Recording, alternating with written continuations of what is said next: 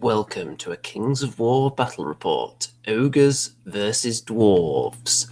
2,000 points, the loot scenario. So you can see the battlefield here, the lovely fiery wastes, the Stormcast Eternal Ogres taking on a force of Dwarves on the opposite side there. So the terrain layout here, we have a couple of hills that fit in beautifully on this table. I think you'll nice and luscious green on that sea of just lava and fiery death. We have some piece of difficult terrain about the place, these bubbling green pools. There is a third one around somewhere. I don't think you can actually see it at the moment. There it is, down there. Then we've got some big pieces of impassable terrain as well, and a forest there. You can see the loot tokens. We've got one there, and the other one is behind here, I believe. We'll get a better picture of that in a minute. But to go through the forces. So, there's that one, behind that piece of terrain. So there are the tokens. The forces on the side of the ogres. I have a captain on a chariot here. Haven't tried this before. The chariots, of course, have got a bit of a boost for ogres with the new Clash of Kings book. The chariot horde, for example, which is in this list, has some extra nerve. The characters mounted on chariots have nimble as well now, which makes them much tastier. We have a shooter horde here. This one has Blessing of the Gods. Here's the chariot horde I was talking about. I'm not sure if it's the biggest base in Kings of War, but I think it's definitely the deepest, if not the biggest overall. We have some siege breakers, a horde right there. Next to them we have a horde of warriors as well, and they've exchanged their shields for two-handed weapons to give them extra crushing strength but lower defense. Behind them we have Grokkagamok, the ultimate killing machine of the ogres. It can take out entire units on his own. Then we have the giant, of course, on a base that's far too big because it's a very large thing indeed. It's Talos from Jason and the Argonauts, a repurposed action figure. So I think I could probably fit it onto a slightly smaller base if I didn't have this round base on it first. But that's just how it goes. And behind that, we have, never tried these before either, boomer chariots. So that's a new thing. Kind of like a mobile breath attack platform, and then they can fight pretty well also, should they wish to. Over on the far right flank then, we have another horde of shooters. So the plan here, of course, most of the two objectives that are closest together, if we look back here, there's one there and one there. These two are fairly close together, and the other one's quite far out on the flank. So my main plan here is to have lots of meat in the middle. And of course, my opponent was able to deploy several of his units after I'd finished, because I think I only have 9 drops here. So most of the meat in the middle, bit of shooting on either side, looking over the center of the table, and then the chariot horde here, so that if he positioned something juicy I wanted to fight over on this side, I could then head in that direction, but more likely heading for the middle to try and control this area here. I'm not too concerned about that one. I haven't got too much invested over there, and 2 of the units I've got on that side are quite fast and can easily move away, should I wish. Okay, going to my opponent's army now. We have a cannon. We have a regiment of ironclad, the inferior of the 2 iron units, not quite as good as Iron Guard. Then we've got another unit of ironclad there. We've got some earth elementals, a standard bearer, a horde of bulwarkers, which are the dwarf spearmen, and they are boosted because of the formation that's used in this army, which gives them iron resolve along with the 2 regiments that we just saw there. And bulwarkers have been improved by the big shield rule now, so that's going to be a bit of a nightmare to get through. And of course they still have phalanx, so it's going to be tricky to punch through them with certain things. They were one of the first units to be deployed, actually, which is why the chariots are nowhere near them, because the chariots are going to be relying quite a lot on thunderous charge. So I don't want them charging straight into something that has phalanx and big shield. That would probably be a bad idea. A battle driller in there, which are always handy. There's a horde of shield breakers, and they have the, I think it's the Dragon Shard shield, which when they decide to just stay, they can get +2 to their defense. So we'll see whether that comes up. Then he's got another cannon there, and the Dwarven Bombard as well, which is kind of like a catapult, which can fire directly as well. So 3 pieces of artillery. So am I going to get a taste of my own medicine? Because usually it's me bringing all the artillery to these games. We shall see. And I think you can actually just see my opponent's shoe standing on that stool to try and get a better shot of the battlefield to take a picture for himself. Very exciting there. We've got a regiment of Brock Riders, of course. Then there's some sharpshooters, some rangers, and a king with the wings of honey maize. So that's quite a tasty choice. There aren't that many armies that have an individual you would really want to put wings on. Dwarves are one of those armies, though, where they have an individual that can just kick enough butt on his own, so it's worth giving him wings. And I believe that the Brock Riders have the Potion of the Caterpillar. I think they probably do. And if they don't, then that's just my mistake, I'm afraid. My chariots, I don't know if I mentioned that, but they have Potion of the Caterpillar as well.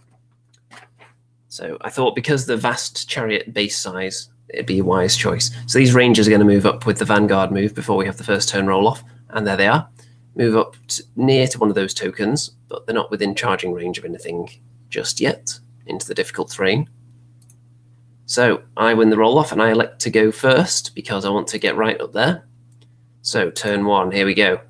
Well, the shooters aren't going to move because they're in a position to shoot. So these ones, what do? Well, they put 3 damage onto these Iron Guard, or Ironclad, should I say. So just making a start, not expecting to kill anything in this turn. Then there's the big advance in the middle. I've put the Chariot Horde here, so I can threaten in both directions if he decides to move forward with anything. And then everything else just pushes down the middle as fast as they can, with that wall there proving a bit of an annoyance. Over here, this Shooter Horde. I forgot they had Elite for the first turn, so I might have done even more damage had I remembered, but they did 3 damage to those Brock Riders. So it's a start. They have obscenely high nerve, though, so I'm not going to get rid of them for a little while. And there's a nice wide shot there. You can see this guy hasn't moved forward too far. I don't want to advance him into a range where he's going to get charged or anything. I know he's going to get shot, but I'm not too concerned about him. He's probably the closest thing I have to chaff in this entire army. So mainly using him as a distraction to keep some of his units away from my main battle line, because I think I can win the bulk of the fighting if we have just the 2 battle lines in the middle going head-to-head with each other. I think I would come out on top. So the longer I can keep all these units distracted, the better. Dwarf turn 1. So the Brock Riders move up, and I think they're in charge range of the Chariot Horde, which is why they've put the King there. So if I wanted to charge him, they would then be able to go into the Chariot Horde. So I'm probably not going to do that. These Ironclad move up onto the hill, heading towards one of my Shooter Hordes on my right flank.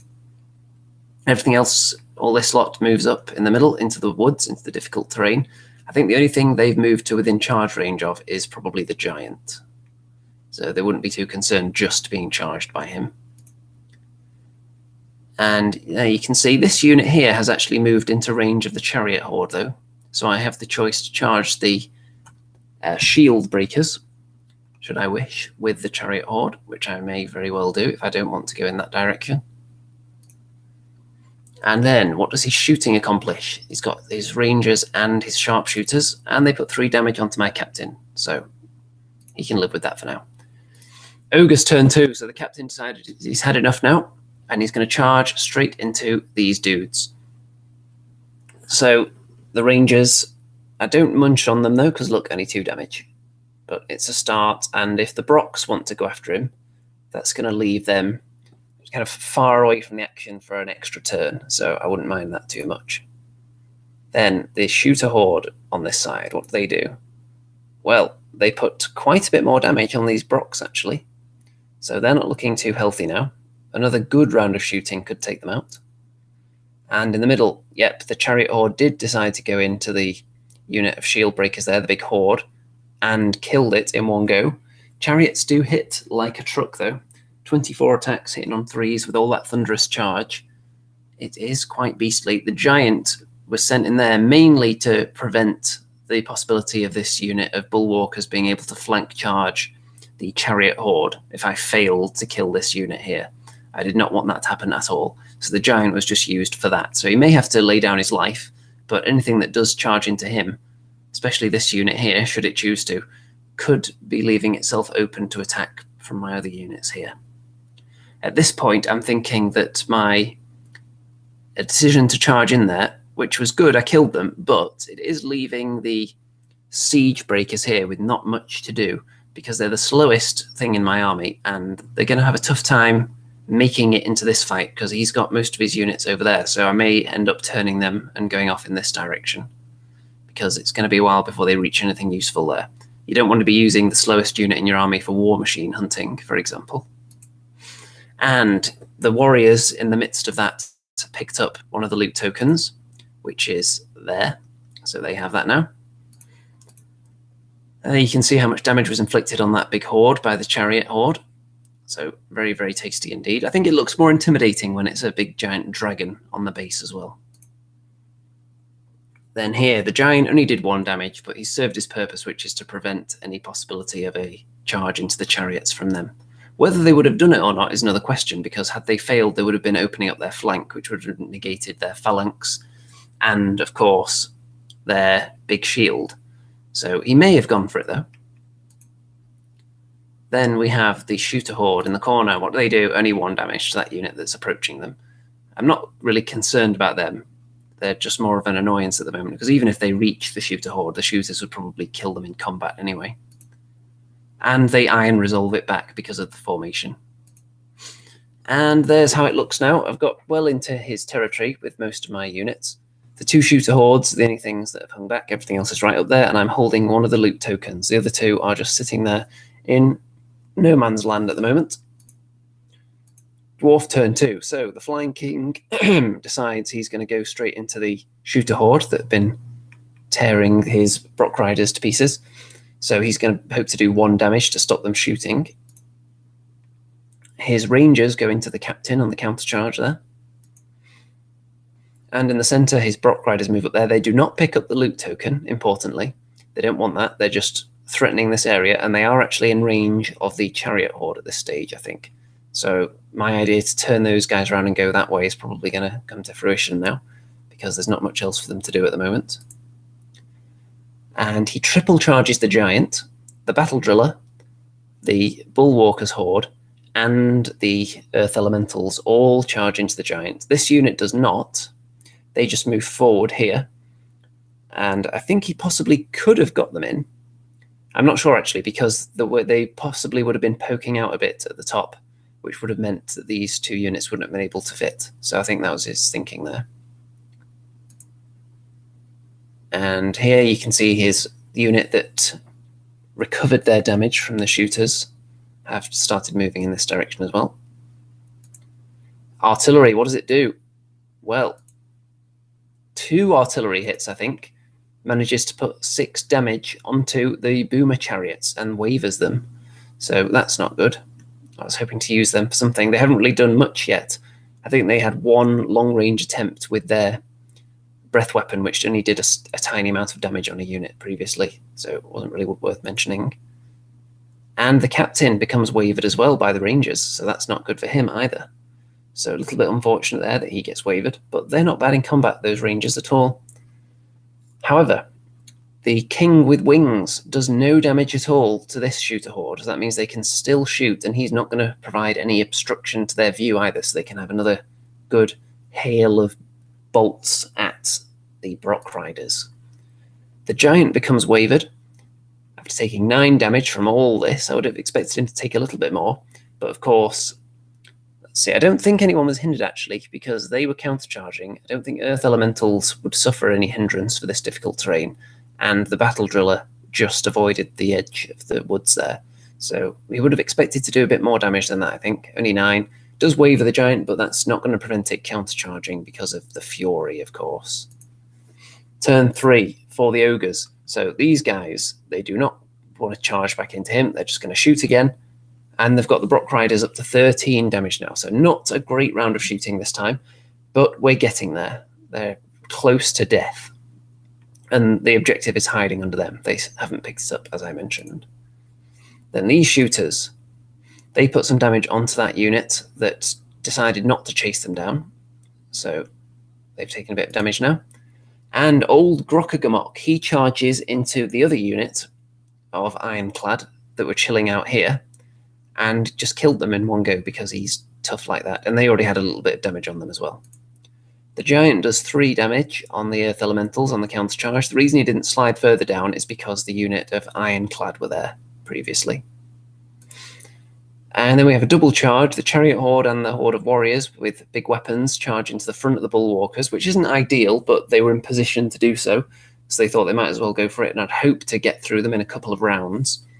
So only 6 damage. The warriors were hindered, though, because they were going through the woods. So depending who he countercharges will depend whether there's any hindrances next time when I'm going in. When he's countercharging as well, he has to factor in what his artillery is going to shoot at, because certain things wouldn't be visible or would have cover from cannons. For example, if he's shooting over his own troops at a giant, then that's a perfect target for something like a cannon, because it's height 4 shooting over height 1, so it wouldn't get any cover from it. So he's got decisions to make regarding who he charges into, because that makes them ineligible for shooting then. So not killed that unit yet, as expected. And my siege breakers have turned around, as I said, to face in this direction. So they're going to be heading off to face off with the Brock Riders soon, hopefully, unless I can kill them before then with shooting. Dwarf turn 3. So the earth elementals go back into the giant. The other unit of ironclad go into Grok, and the horde of bulwarkers go into the warriors that are undamaged. He had a better chance of killing off the chariot, possibly, because it was already on 5 damage. I'm not sure, it may have been about 50-50 because the warriors have lower defense than the chariot. So we'll see. And also he can shoot the chariot with his war machines very easily. So 3 damage on Grocky. The giant gets killed by the earth elementals, but he kind of did his job holding up, preventing flank charges on anyone else while I crashed into his lines. 8 damage onto this warrior horde, but can't remove or waver them. And the king with wings does 3 damage onto the shooters this time, so they're not going to be able to shoot again, so they're going to have to just countercharge him. And there's how it's looking at the moment. I don't think he got any artillery hits that round, because I would have taken a picture of that. So it's looking pretty close. I've got probably domination of the center area at this stage. I've got more meat in there that's going to survive. You'd expect some of his units to die next turn, and then I've got these guys ready to halt his advance in here. But he has got the artillery staring down this area, but then I've also got my shooter hordes staring down this area as well. So it could be kind of a killing field in there. Turn 4. So the boomer chariots and Grok charge into the ironclad unit. The boomers went in there because they were able to land on the objective and pick it up, so they've got a loot token now, even though they weren't really needed in the combat because Grocky is such a beast anyway. Then over here, the chariot horde and the warrior horde do manage to kill off the bulwarkers, finish them off quite handily, because neither one of these units was hindered due to this one being a countercharge from the warriors. So no hindrances. Had he countercharged the chariots instead, then those guys would have still been hindered when they went in. But then it would have been more difficult for him to shoot at them than the chariots. So you can see why he made the decision, even though it didn't pay off on this occasion. And I've pivoted them, and you'll see I think I've made a bit of a mistake in a minute, but we'll see here. And the siege breakers, because they're outsped, they just have a lower speed than the Brock Riders, then they're just going to go as close as they can. They get an inch away and just sit there staring at them. That's going to prevent the Brock Riders from crashing into anyone else in my ranks, and they have to attack that undamaged unit in the big shield side now. So they should survive a turn, and then on the countercharge, take them out, finish them off. Over here, my captain nimble charged around the rangers into the sharpshooters, managed to do 1 damage, so that'll stop them shooting next turn. And also the rangers are facing the wrong way to deal with him now, so if they want to turn around and shoot him, then that means that he wouldn't be countercharging with them, so he's got decisions to make. The shooter horde on the countercharge do some damage to the king. He's got iron resolve as well because he's part of the formation, so it's going to be difficult to take him out. And you can see how it's looking there. Not that much has been killed from the ogre side yet, because I think is it just the giant so far? I believe it is. And the dwarves have lost a couple of hordes, and they've lost all their base infantry pretty much. They've lost their wall of meat, as it were. They've still got the elementals, though. And the confirmation that they've got that token there. Turn 4 for the dwarves. So, here's what could have been a mistake for me. When I angled these guys after combat, if I turned them a bit further, I don't think the elementals would have been able to fit through into the boomer chariots. So you could say that's a mistake because they've got a token. However, if I had closed up that gap, he could have still charged the warriors, and they were already on 8 damage, so they probably would have died, but they weren't holding a token. So, yeah, could go either way on it. He would have had options regardless of what I had done. Then over here, you can see that he's gone back in there again. The Brocks, this is going to be their death throw, basically. They have to go in here and hope to get lucky and take them out in one go. Otherwise, they're going to be toast. The Rangers, well, what do? They've picked up that loot token there, the one that the Brock Riders decided not to pick up. So they've got that. And the Sharpshooters countercharge the Captain. So the Artillery, what does it do? And the Rangers all combine their shooting, and they take out the Chariot Horde. Wow, wow. So some very accurate Dwarven artillery there, and the Chariot Horde is gone. So they don't do anything in combat, though. And down here, some more damage put onto the shooters. So it looks like they're going to lose a war of attrition with it, that winged king. 7 damage on the siege breakers from the Brocks, but not enough, so they're going to die. Here, the boomer chariots do get killed by the elementals, and they steal the token off them. So that means the dwarves have 2 tokens to 0, I believe, at the moment. But they're not going to be able to escape everything, so at least the warriors are going to be able to charge them, no matter what they do. And they elect to turn around and face that way, and then they bounce an inch away from everything. So Grocky is facing in that direction, but they can still see. So the warriors are going to be able to charge them. So there's how it's looking. You can't see all the units. There's, of course, my shooters and such over on the right. But overall, it's looking very close at the moment. The dwarves have more loot tokens, but the units that the loot tokens are on, particularly this one's looking quite vulnerable. That one, not so much, because I don't have too much around there to fight them. They can back away and shoot, and all my units have taken some damage, I think. And with ogres, they're tough, they're not easy to take down, but once you've got them damaged, often they're only 1 good round away from being killed, because their nerve isn't obscenely high. Most things have about 15, 17. So if you get something on about 4 or 5 damage, suddenly you kind of have to be careful with all your units, because 1 good round will take them out from that point. It's not like a horde of, let's say, goblins, where you've got nerve 21. So you don't have to be concerned, really, until you're up to maybe 10 damage. Depending what's fighting you, of course. Okay, over on this side, you can see all his artillery is still intact. I don't really have anything to chase it in this ogre list. So I'm just going to have to hope that it doesn't hit very much. There's confirmation of that loot token on the elementals there. Turn 5 for the ogres. So the warriors go in there. They don't do too much damage to the elementals, though. So they don't get a very good roll. And of course, they were hindered, but you would think they would do a little bit more than that. But no. Then we've got the shooters. They decide not to shoot this turn. They're just moving up because there was no viable target for them, so might as well get closer. Then Grocky killed the standard bearer that was chilling out in there. So he's looking back this way now at the elementals in case he has to kill them before the end. Then here, you can see that he's taken a little bit more damage, but again, not going to win this war of attrition. So this shooter unit, basically, they're just holding out as long as they can now. Of course, the siege breakers managed to kill off the Brock Riders easily in one go. And the captain finishes off the sharpshooters, so he's facing down this way now. So I've got a few units with the ability to move in on his rangers that are holding on to the loot token on this side now. As you can see here, it's just that one unit there and the king on this flank versus 3 of my units. So it's looking good for the ogres at this point. The dwarves have very little left, and they've only got 2 units that can hold loot tokens. They've got the rangers and the elementals, whereas the ogres have 1, 2, 3, 4, 5, 6 units left that can all hold tokens.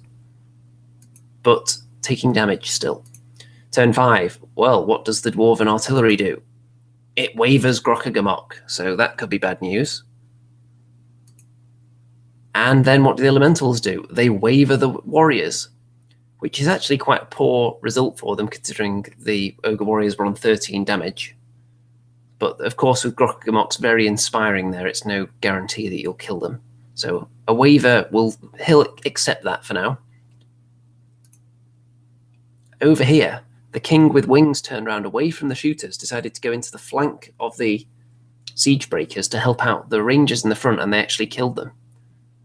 So it's looking slightly less healthy, but the shooters will be able to fire this turn now. Or next turn, should I say, because they haven't been attacked.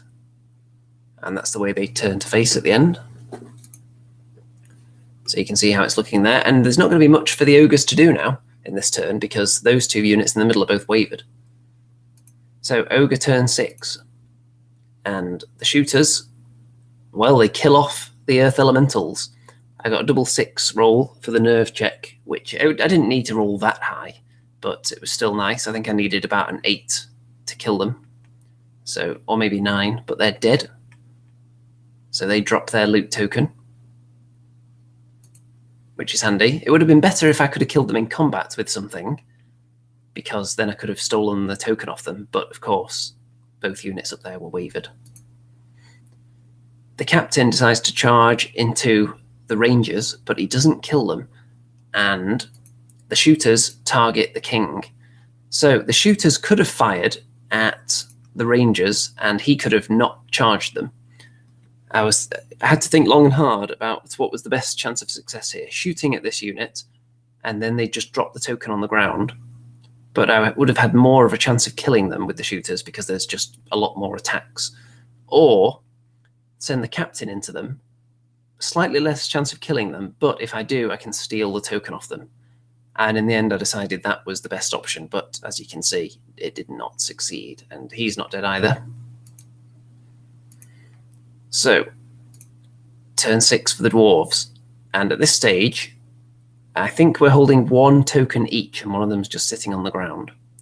So if I want to win this game, I'm going to need turn 7 at this point already, because he's got 1 on his rangers over here, and I've got 1 with my warriors in the forest.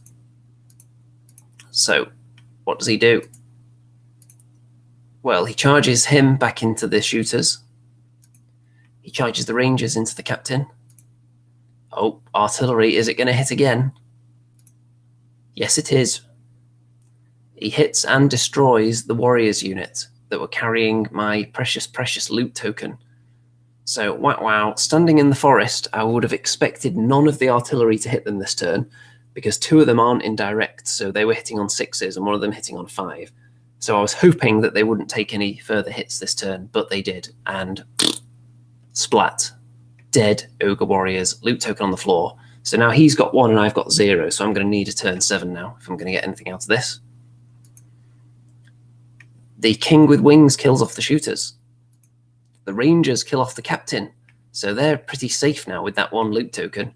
So even if there's a turn 7, Grokkagamok is really my only unit in position to pick up a loot token. And the end of game roll is a 3, so it's all over. So that means it's going to be a dwarf victory as a result of this. The unit of rangers with a loot token. I wasn't able to take them out. And there's how the battlefield looks. So the dwarves have got the king with wings left down here somewhere. There he is.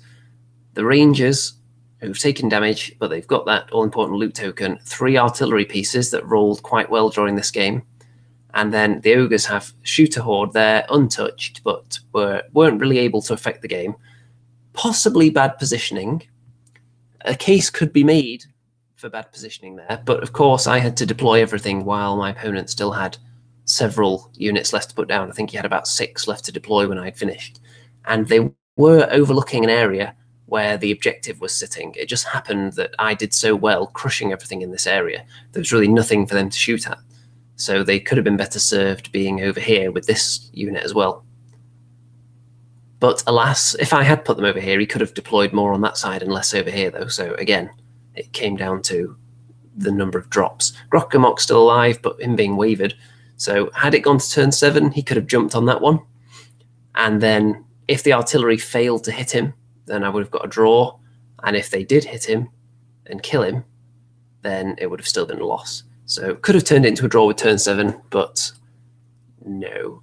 It is on the unlikely side, relying on a 50-50 dice roll to get turn 7 in the first place, and then relying on him not taking any successful hits from the artillery. So possibly a bit of a tall order. And there we have it. So that is the final image. Dwarves reign supreme. Ogres, it's the first time I've used them in probably over a year. So I was actually quite pleased with how the list was doing. It's just in the late game when he still had all his artillery left, he was able to just finish off too many of my units. So I think in future, concentrating my deployment a bit more. These shooters, they didn't need to be so far out on their own. I could have put them closer to the battle line. And maybe tweaking the list to get a bit of chaff in there, perhaps. I know the Giant is my favourite model, but I'm not sure it brings that much to the table, because the Ogres already have plenty of crushing strength and brutal, and they're not slow by any means. So I'm not sure he is entirely necessary. And if either he was taken out or perhaps one of the shooter hordes, then I could bring in some, for instance, Red Goblin Fleabag Scouts, or whatever they're called in the Ogre army.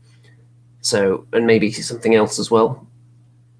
Might be worth changing up a little bit, just to try and get something when I need to chase down war machines throughout the game. We shall see. I definitely want to play them again, though. It was fun, and it was quick playing an army with so few drops. I'm used to playing a ton of drops with my goblins recently, so that was good. And this battle report, because this was just picture-based battle report rather than video, it meant we were able to fit 2 games in, and we fit them into, I think it was about 3.5 hours we fit in 2 games, which is pretty good going, considering it normally takes 3 hours for a game, with all the filming in the middle. So it doubles the amount of games I can get in, which means more battle reports, of course. The only downside, as far as I'm concerned, is that you don't get the live nerve roll recordings. So let me know if that's something that bothers you, if you'd prefer to see all the actual action, which takes, might I add, about 3 hours plus to edit as well, those videos, whereas this just takes about half an hour to talk.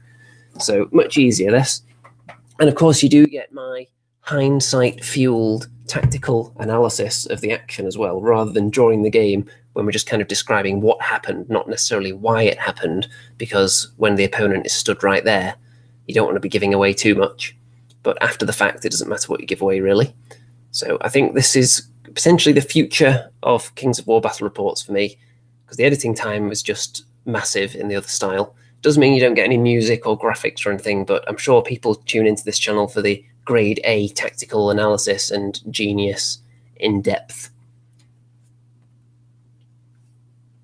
something.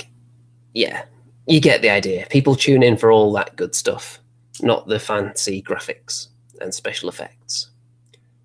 So let me know what you thought of this. Let me know what you thought of the style of battle report. Let me know what you thought of the Ogres.